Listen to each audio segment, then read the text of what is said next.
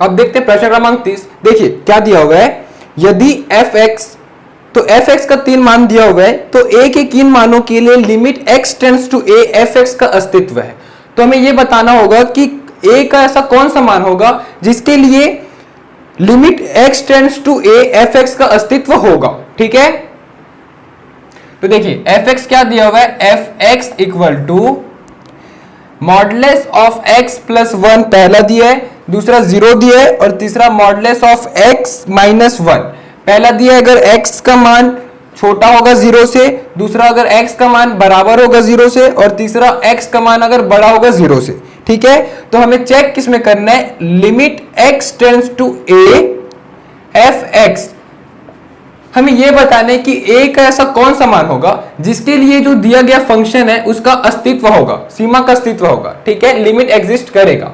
तो हम क्या करेंगे, चेक करते हैं। सबसे पहले 0 को चेक करेंगे, ठीक है, फिर कुछ पॉजिटिव वाला और कुछ नेगेटिव वाला। तो मैं एग्जांपल के तौर पर देखिए, सबसे पहले मैं 0 चेक करूंगा, ठीक है, दूसरा मैं पॉजिटिव में कुछ भी चेक कर सकता हूं, जैसे कि +1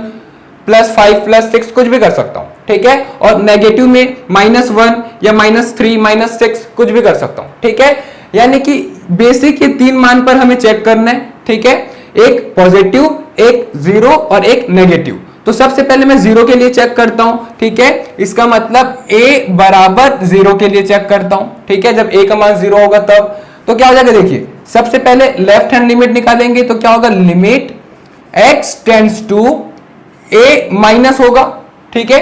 लेफ्ट हैंड लिमिट में fx, तो limit x tends to a minus, तो a का मान क्या लिया हूं 0, तो 0 माइनस, तो 0 से कम कौन सा फंक्शन आएगा, तो देखिए x का मान कम है 0 से, तो पहला वाला फंक्शन आ जाएगा मॉडुलस ऑफ x प्लस 1।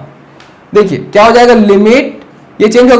हो जाएगा h टेंड्स टू 0, और x की जगह क्या होगा a माइनस एच, तो modulus a minus h plus 1। a की जगह मान रखते हैं और h की जगह भी मान रखते हैं, तो a की जगह क्या रखूंगा 0, और h का मान रखूंगा तो क्या होगा 0, तो लिमिट भी रखता हूं तो क्या होगा 0 माइनस 0 प्लस 1, ये हो जाएगा 0, मॉडुलस का 0 क्या होगा 0, तो 0 प्लस 1 क्या होगा 1। ठीक है, तो ये तो हो गया 1 लेफ्ट हैंड लिमिट। वैसे ही मैं राइट हैंड लिमिट निकालता हूं, तो राइट हैंड लिमिट के लिए क्या हो जाएगा, limit x tends to a plus fx,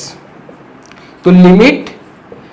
x tends to a, तो a का मान क्या लिया था 0 प्लस fx, तो 0 प्लस यानी 0 से ज्यादा होगा, तो कौन सा फलन यूज होगा, देखिए 0 से ज्यादा, तो x का मान ज्यादा है, बड़ा है 0 से, तब तीसरा वाला फंक्शन यानी कि modulus of x minus 1। Limit change करता हूं मैं h टेंड्स टू 0 पर, तो क्या हो जाएगा, x की जगह क्या लिख सकता हूं a प्लस एच, तो a प्लस एच माइनस 1। देखिए a का मान रखता हूं 0 और h का मान रखता हूं 0, तो 0 प्लस 0 मॉडुलस में -1, ये हो जाएगा 0 माइनस 1 क्या होगा -1। अब देख सक रहा हूं कि लेफ्ट हैंड साइड बराबर नहीं है राइट हैंड साइड से, तो इसमें तो अस्तित्व नहीं है, 0 के लिए अस्तित्व नहीं है। ठीक है, left hand side is not equal to right hand side, तो मैं क्या लिख सकता हूं कि अतः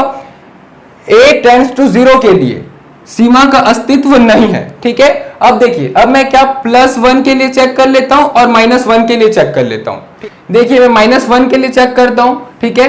तो देखिए जब a का मान -1 होगा तब क्या हो जाएगा, लिमिट लेफ्ट हैंड लिमिट पहले देखते हैं, तो लिमिट x टेंड्स टू -1 का माइनस, ठीक है, यानी -1 से कम, तो fx क्या हो जाएगा, देखिए इसको मैं लिखता हूं a माइनस, अभी लिख दिया रहता हूं, फिर अगले लाइन में लिखता हूं limit x tends to a का मान -1 से थोड़ा कम,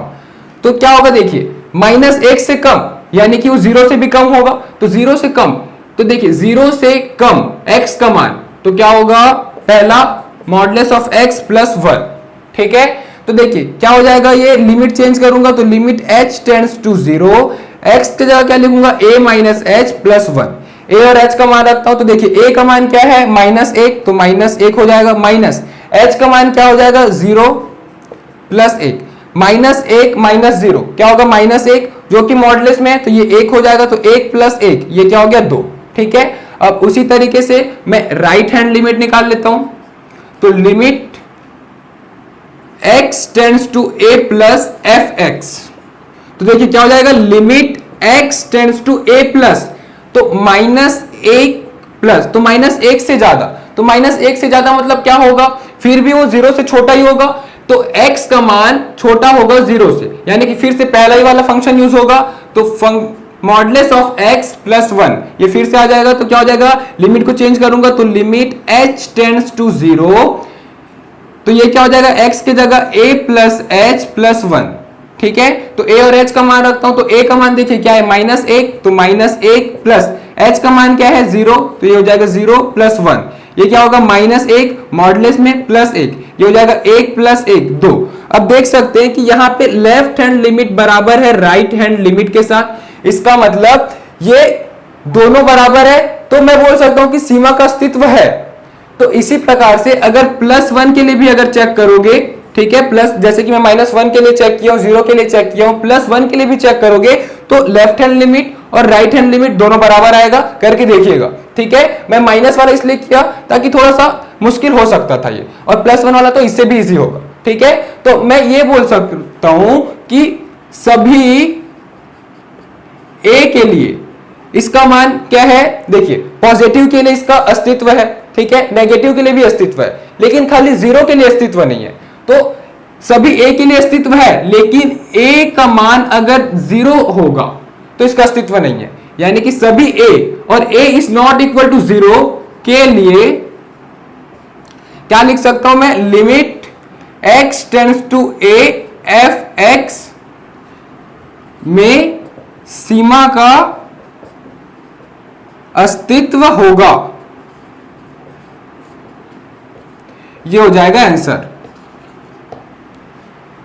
अब आते हैं प्रश्न क्रमांक 31। देखिए बहुत इजी प्रश्न है, क्या बोला गया है कि लिमिट x टेंड्स टू 1 के लिए ये फंक्शन बराबर पाई होता है, ठीक है, इसके लिए संतुष्ट करता है, तो limit x tends to 1 f(x) का मान हमें ज्ञात करना है, ठीक है। तो देखिए हमें limit x tends to 1 f(x) का मान ज्ञात करना है, तो ये चीज हमें इस पर्टिकुलर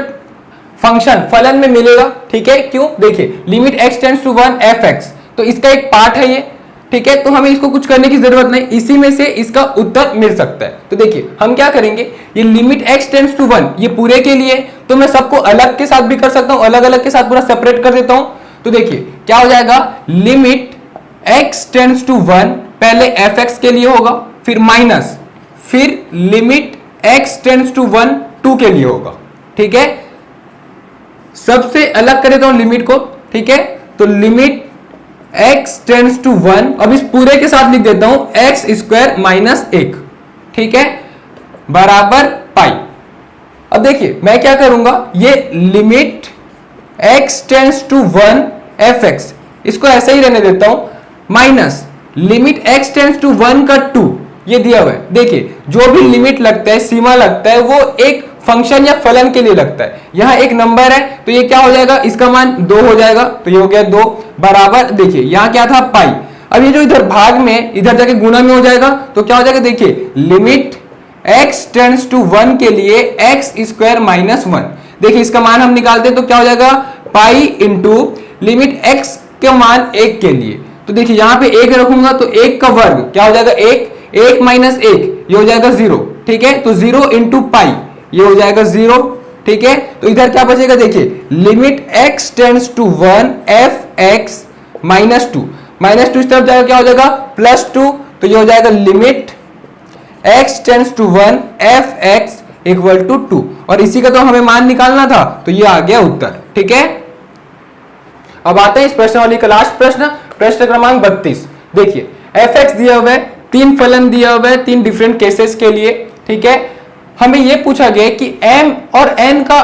कौन सा पूर्णांक होगा, ठीक है, किन पूर्णांक के लिए 2 केस पूछा गया, ठीक है, 2 प्रश्न पूछा गया, एक limit x tends to 0 f(x) और दूसरा limit x tends to 1 f(x) का अस्तित्व होगा, ठीक है। तो हमें यह बताना है, तो 1 बाय 1 सॉल्व करते हैं। सबसे पहले पहला प्रश्न को हल करेंगे, तो limit x tends to 0 f(x) के लिए, तो हम इसमें कुछ नया नहीं है, जैसे हम पिछले क्वेश्चन को हल करते थे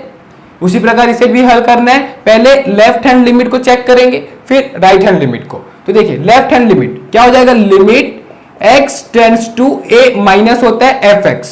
ठीक है, तो limit x tends to a minus, तो a का मान क्या है यहाँ पे 0, तो 0 माइनस f(x), तो 0 माइनस यानी 0 से कम, तो 0 से कम होगा। देखिए यहाँ पे x का मान छोटा है 0 से, ठीक है, तो वही तो चाहिए, x का मान 0 से छोटा, यानी कि पहला फंक्शन यूज हो जाएगा, यानी कि क्या हो जाएगा, fx की जगह mx² प्लस m। ठीक है, तो मैं क्या करूंगा, लिमिट, इसके जगह क्या होता है, लिमिट चेंज करता हूं, h टेंड्स टू 0 पर, तो x की जगह क्या हो जाता है, a माइनस h हो जाता है लेफ्ट हैंड लिमिट में, तो क्या हो जाएगा, a माइनस h का होल स्क्वायर प्लस n। देखिए अब a का मान रखूंगा तो a का मान क्या है 0 और h का मान क्या है 0, तो दोनों का मान रखता हूं 0, तो 0 माइनस 0 का होल स्क्वायर प्लस n। ठीक है, क्या हो जाएगा, 0 माइनस 0 0 और 0 का स्क्वायर क्या होगा 0, तो m इंटू 0 प्लस n, तो n के साथ अगर 0 गुणा होगा तो क्या होगा 0, तो 0 प्लस n, ये हो जाएगा n। ठीक है, तो लेफ्ट हैंड लिमिट तो n आ गया। अब उसी प्रकार हम इसका राइट हैंड लिमिट निकाल लेते हैं, तो क्या हो जाएगा, limit x tends to a plus fx, ये होते हैं, तो limit x tends to a, तो a का मान क्या है 0, तो 0 प्लस, तो 0 से ज्यादा होगा। ठीक है, तो देखिए x का मान अगर 0 से ज्यादा होगा तो fx क्या होगा, तो देखिए अगर x का मान बड़ा होगा, ठीक है, देखिए x का मान बड़ा होगा 0 से, तो दूसरा फंक्शन यानी कि nx प्लस m ये यूज हो जाएगा। लिमिट, इस लिमिट को चेंज करूंगा h टेंड्स टू 0 के लिए, तो क्या हो जाएगा n, और x की जगह क्या हो जाता है, राइट हैंड लिमिट है तो a प्लस h, यानी कि a plus h plus m। अब a का मान रख दूंगा 0 और h का मान क्या हो जाएगा 0, तो लिमिट रखूंगा तो ये लाइन हट जाएगा, तो 0 प्लस 0 प्लस m, ये क्या हो जाएगा 0 plus 0 0 into n plus m, तो n इंटू 0 क्या होगा 0, 0 प्लस m, ये हो जाएगा m। तो देखिए लेफ्ट हैंड लिमिट n आया है और राइट हैंड लिमिट m आया है, तो देखिए इसका मतलब मैं क्या बोल सकता हूं कि हमें सीमा का अस्तित्व होने के लिए लेफ्ट हैंड साइड और राइट हैंड लिमिट ये दोनों बराबर होना जरूरी रहता है। ठीक है, तो मैं क्या बोल सकता हूं यहां पे कि n बराबर m के लिए limit x tends to 0 fx में सीमा का अस्तित्व होगा, सीमा का अस्तित्व होगा।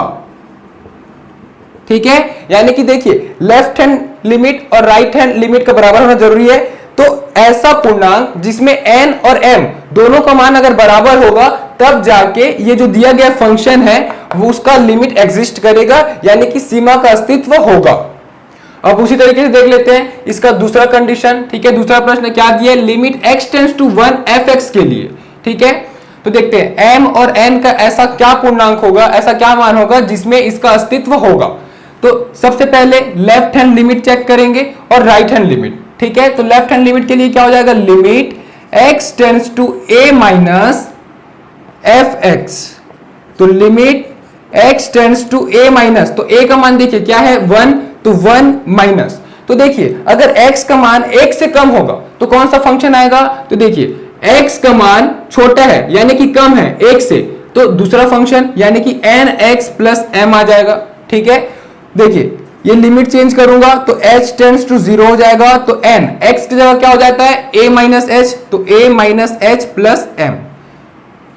अब देखिए a का मान रखता हूं तो a का मान क्या है 1, ठीक है, और h का मान क्या है 0, तो h का मान 0 और a का मान 1 रखता हूं तो क्या हो जाएगा, देखिए n 1 माइनस 0 प्लस m, तो 1 माइनस 0 क्या होगा 1, तो n इंटू 1 प्लस m, तो n प्लस m आ गया लेफ्ट हैंड लिमिट। अब वैसे ही राइट हैंड लिमिट निकाल लेता हूं, तो RHL limit x tends to a plus हो जाएगा fx, तो लिमिट a का मान देखिए क्या है 1, तो x टेंड्स टू 1 प्लस, यानी कि 1 से ज्यादा होगा अगर x का मान। ठीक है, तो देखिए x का मान अगर 1 से ज्यादा हुआ तो देखिए तीसरा कंडीशन x का मान ज्यादा है, बड़ा है 1 से, तो तीसरा फलन nx का क्यूब प्लस m। ठीक है, इस लिमिट को चेंज करूंगा तो लिमिट h टेंड्स टू 0 करूंगा, तो x की जगह क्या हो जाएगा, जो कि राइट हैंड लिमिट है, तो x की जगह a प्लस h आ जाएगा, तो a प्लस h का क्यूब प्लस m। अब देखिए a का मान रखता हूं तो a का मान 1 होगा और h का मान क्या होगा 0, तो n इंटू 1 धन 0 का घन धन m, तो देखिए 1 और 0 दोनों प्लस होगा, क्या होगा 1, तो 1 का क्यूब क्या होगा 1 ही होगा, तो n इंटू 1 प्लस m, तो n प्लस m। तो देखिए लेफ्ट हैंड लिमिट और राइट हैंड लिमिट दोनों n प्लस एम आ रहे, इसका मतलब दोनों बराबर है, तो इसका अस्तित्व होगा कब, n प्लस एम के लिए। तो हम ये बोल सकते हैं कि हर n प्लस एम के लिए limit x tends to 1 fx में सीमा का अस्तित्व होगा, सीमा का अस्तित्व होगा। देखिए इसका लेफ्ट हैंड लिमिट और राइट हैंड लिमिट दोनों बराबर है, इसका मतलब इसका मान क्या होगा, n प्लस एम। तो उस हर एक n प्लस एम मान के लिए limit x tends to 1 fx में सीमा का अस्तित्व होगा। ठीक है, तो इस तरीके से ये प्रश्न वाली कंप्लीट। Thank you.